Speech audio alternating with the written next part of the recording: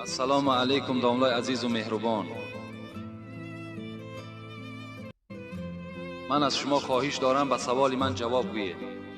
درباره پیشاب کردن در حاجتخانه میگویند که در حاجتخانه یا اینکه در دیگر جا پیشاب کنی، راست ایستاده در لباست یا که در تنت نرسد هیچ گناهی نیست. همین سخن درست است یا نه؟ به سوال من جواب گویید. اکثر میان عمرها را میبینیم که با همین کار دست میزنند.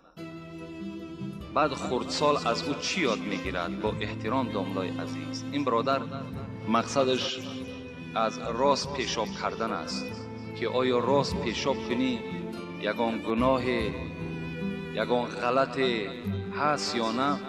من به شما چند حدیثی را میخوانم، گوش اندازین و از این حدیث ها خلاصه برآورین که راست پیشاب کردن خوب است یا نشسته پیشاب کردن خوب است. حضرت حذیفه که راوی این حدیث است میگوید که بار من پیغمبر خدا را دیدم که فبال علیها قائما، یعنی بالای یک خاکتوب، یک توده خاک بود یا یک جایی که همین خاکروبه ها پرتافته می شد، یا ما و شما غجدی میگیم، غجدی های خانه پرتافته می شد. پیغمبر خدا بالای همان بر آمدن و راستا پیشاب کردن. حضرت حذیفه میگوید این را من با چشم سر دیدم. این حدیث هم مسلم روایت میکند. در حدیث دیگر باز همین اینش در سنن ابو داود است. اگر کسی نزد کسی همین صحیح سته باشد میتواند مراجعت کند. ابن ماجه هم روایت کردگی هستند. عایشه میگوید که کسی که گوید پیغمبر خدا راست پیشاب کرده است باور نکنید. عایشه صدیقه همسر پیغمبر خدا میگوید کسی گوید که پیغمبر راست پیشاب کرده است شما باور نکنید.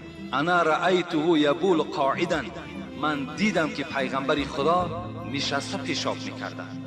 این سخنی عایشه صدیقه هست.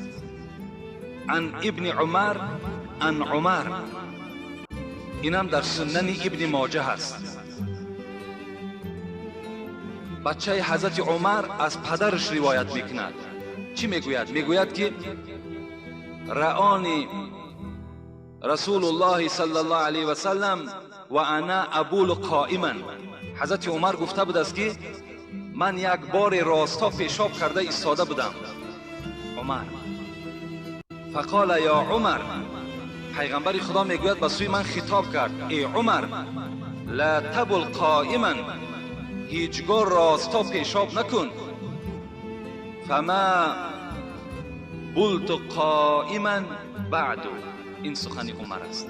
بعد آنی که پیغمبر مرا خطاب کرد و گفت که هیچگاه عمر راستا پیشاب نکن، من در جای خود نشستم و اصلا دیگر تا آخر حیات راستا پیشاب نکردم.